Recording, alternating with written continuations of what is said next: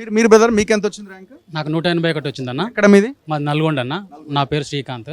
నాకు 181 ర్యాంక్ వచ్చిందన్న. నేను నల్గొండలోనే ఒక మారుమూల పల్లెటూరులో ఉండి చదువుకున్నా. ఈ 3 కోట్లు అది మీది ఇంగ్లీష్ మీడియంలో రాశారా తెలుగు మీడియం? నేను తెలుగు మీడియంలో రాసినన్న. అయితే ఈ 3 కోట్లు అంటారు అన్న. ఇక ఒక్క నిమిషం పట్టుకోండి. మా అమ్మమ్మ చనిపోయి ఒక 3 ఇయర్స్ అన్న. మా అమ్మమ్మ అన్న వేసిందా 3 కోట్లు. మా తాతయ్య చనిపోయి 7 ఇయర్స్ అవుతుంది. మా తాతయ్య వేసిండా.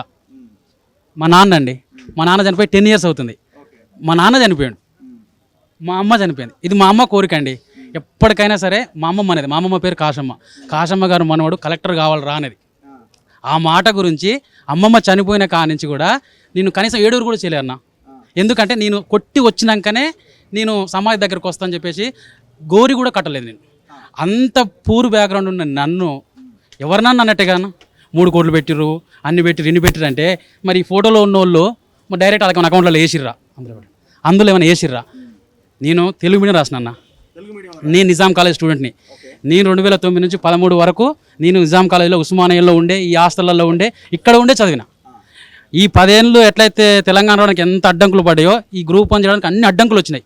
అన్ని అడ్డంకులు వచ్చినా ఒకసారి రద్దయినా, 2 సార్లు రద్దయినా, 3సారి అయినా కష్టపడి ఉప్పుడుండి ఉపాసం ఉండి అమ్మమ్మకు వచ్చే పెన్షన్ డబ్బులతో చదువుకున్నా.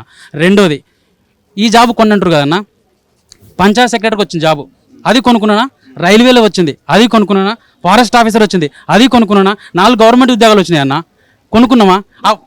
కొనడము అమ్మడము ఈ చర్చను ఒకసారి పక్కన పెడితే నష్టం జరిగిందని కొంతమంది అభ్యర్థులు కోర్టు మెట్లు ఎక్కారు. నష్టం జరిగిందని కోర్టు మెట్లు ఎక్కిరన్న, వాళ్ళకి ఆ రైట్ ఉంది. ఓకేనా? నష్టం జరగలేదు అనేది మా అభిప్రాయము. రాజ్యాంగ కాన్స్టిట్యూషన్లో ఏ ప్రొవైడింగ్స్ అవుతున్నాయో దాని ప్రకారం వెళ్తున్నాం అన్న. ఇప్పుడు జిల్లా కోర్టులో న్యాయం జరగలేదు అనుకో, హైకోర్టుకు వస్తారు, హైకోర్టు కాకపోతే సింగిల్ జడ్జికి వస్తారు, సింగిల్ కాకపోతే డబుల్ కాకపోతే సుప్రీం కోర్టుకి వెళ్తారు. ఏ కోర్టుకైనా వెళ్ళే అధికారం మన కాన్స్టిట్యూషన్ ఇచ్చింది. ఆ ప్రకారం పోతుంటే మీరు డివిజన్ బెంచ్కి పోవద్దు, మీరు ఇక్కడనే ఉండాలని అంటే వీరెవరన్నా? వీళ్ళ పక్షంగా జరిగితే అన్యాయం అయితేనేమో సుప్రీంకోర్టు దాకా పోతారు.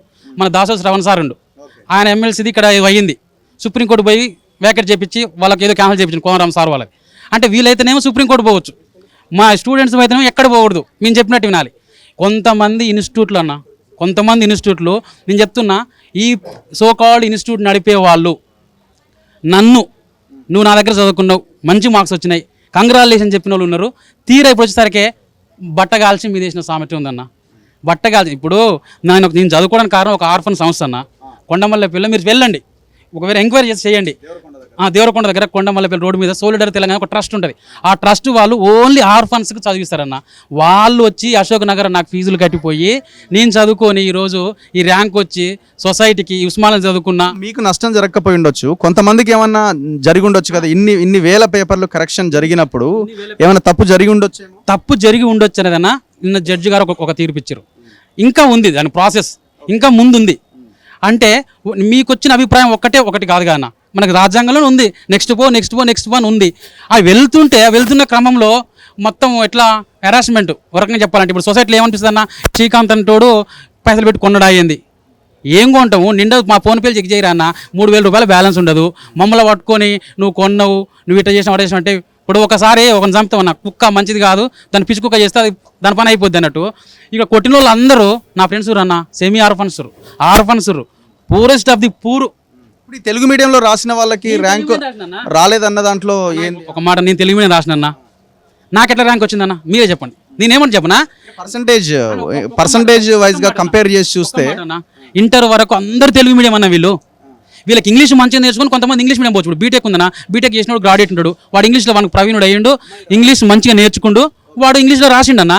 అంత మాత్రాన్ని ఓన్లీ ఇక తెలుగు వాళ్ళకే అన్యాయం జరిగిందని పూర్తి స్థాయి అవ్వడం కరెక్ట్ కాదు. ఎందుకు చెప్పనన్నా, నేను ఎట్లా అయినా నా ఫ్రెండ్స్ అందరూ అయ్యారు. నాకు ఈరోజు డిప్యూటీ కలెక్టర్ డిఎస్పీ వచ్చే పోస్ట్ మార్క్స్ వచ్చినాయంటే మరి నేను కూడా మరి తెలుగు మీడియమే కదన్నా. అంటే ఒకసారి మనకు కామెర్లు అంటారు కన్నా, ఒకరికి నాకు అన్యాయం జరిగింది అనుకో అన్న, అదే మాట మాడుతున్నాను. కానీ వాస్తవానికి నా పరిస్థితి ఏంది, నేను మంచిగా రాసినా రాయలేదా, ఆ ఎగ్జామ్లో నేను ఇన్ టైంలో రాయలేదా, నువ్వు రాసిన దానికి మార్క్స్ వేయరన్నా, నేను రాసిన దానికి మార్క్స్ వేయరు. ఆడ జెన్యూనిటీ ఉండి అథెంటిసిటీ ఉంటేనే మార్క్స్ వేస్తారు. రాసిన కల్లా రావాలంటే అది రాదు కానీ. ఇప్పుడు రీవాల్యుయేషన్ జరుగుతుంది కదా, మీ పేపర్ ఆల్రెడీ ఉన్న పేపరే దిద్దినా మీకు అదే ర్యాంక్ వస్తుంది కదా, మరి ఇబ్బంది ఎందుకు పడుతున్నారు అన్న ఒక ప్రశ్న వాళ్ళ వైపు నుంచి వస్తుందన్న. ప్రతి దానికన్నా స్టెప్ బై స్టెప్ ప్రాసెస్ ఉంది. ఒక జడ్జి గారు ఒక రకమైన తీర్పిచ్చారు. మనకు తెలంగాణ మొత్తంలో ములికి నిబంధనలు ఉన్నాయి, మీకు తెలుసు. ఈ ములికి నిబంధనల్లో సీఎం గారు ఆంధ్ర ప్రాంతం వారు ఉన్నప్పుడు ములికీలు మనకు అది వ్యతిరేకంగా వచ్చినాయి.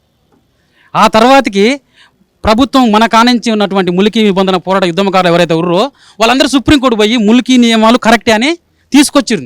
సుప్రీంకోర్టు ఒప్పుకుంది, హైకోర్టులో ఒప్పుకోలే. అప్పుడు ములికి నిబంధనలు చట్ట రాజ్యాంగ విరుద్ధమని హైకోర్టులు తీర్పిస్తే సుప్రీంకోర్టు ఏమో ములికి నియమాలు కరెక్ట్, అవి ఉండాలి అని చెప్పింది. అంటే అప్పుడున్న హైకోర్టు జడ్జి, ఆ తర్వాత జరిగిన సుప్రీంకోర్టు వివాదం, ఇవన్నీ పరిశీలిస్తే మనకు ఉద్యమం ఏం జరిగిందన్న? ఇక్కడ కాకపోతే ఎక్కడైనా పోయే అధికారం మనకు ఉంది. మీరు వాళ్ళనేమి మీరు క్వశ్చన్ చేయట్లేదు. మేము డివిజన్ బెంచ్కి వెళ్తున్నాం, మమ్మల్ని వదిలేయండి అని అంటున్నాం. డివిజన్ బెంచ్కి వెళ్తామన్నా, సుప్రీంకోర్టుకి వెళ్తాము. ములికి నియమాలు తెలంగాణ ఉద్యమకారు నేను చెప్తున్నా. ఇప్పుడు రోడ్ల మీద మైకులు పట్టుకునేటోడు ఎవ్వడు కనపడలే నాకు. 2009 నుంచి 13 వరకు పొలిటికల్ చేసి పెట్టిన ప్రతి దాంట్లో మీరు వీడియో చూడండి, ప్రతి దాంట్లో నేను ఉంటా, ఏడనైనా ఉంటా, ఎక్కడైనా ఉంటా. ఏంటంటే అప్పుడు ఫోన్లు లేవు, పైసలు లేవు, డబ్బా ఫోన్లు పట్టుకొని తిరిగినాం, మా అక్కడ ఫ్లెక్సీలు లేవు, ఏం లేవు. ఇప్పుడు వచ్చి మీ ఉద్యమకారులు మాకు అన్యాయం జరిగిందంటే ఇదే నిజాం కాలేజీలో బషీర్ బాగ్ దగ్గర. ఇప్పుడు ఇదే మీ పేరేంటి? శ్రీకాంత్. ఇదే శ్రీకాంత్ అవతలి బ్యాచ్లో ఉంటే ఇదే మాట మాట్లాడగలిగేవాడా అన్న? అంతకు ముందుకు నేను యూపీఎస్సీ కూడా రాసినా, రాలేదు. యూపీఎస్సీ రాసిన నా ముఖానికి యూపీఎస్సీకి నేను సూడు కాలేదు, రాలేదు. అంత మాత్రాన నేను ఇప్పుడు యూపీఎస్సీని పట్టుకొని నేను మస్తు కష్టపడ్డా, నాకు రాలేదు, ఇది జరిగిందంటే కుదురుతుందన్న? ఇది ఒక్కరే అంటలేరుగా, చాలా మంది అంటున్నారు. అన్న ఎప్పుడైనా సరే అన్న, ఎప్పుడైనా సరే రానటువంటి వాళ్ళకు ఘోష ఉంటుంది, బాధ ఉంటుంది. అది ఆ తపన మనం అర్థం చేసుకోవచ్చు. ఎందుకంటే నేను చాలా ఎగ్జామ్స్ రాసిన అన్న, 2006లో రాసిన, వేరే ఎగ్జామ్స్ రాసిన, అన్నీ రాలేదు, కొన్ని వచ్చినాయి. వచ్చిన దాన్ని బట్టి ఆనందించిన, రాని దాన్ని బట్టి బాధపడ్డా. అంత మాత్రానికి మొత్తం బట్టగాల్చి మీద వేసినట్టు మాట్లాడడం ఎంతవరకు కరెక్ట్ అన్న?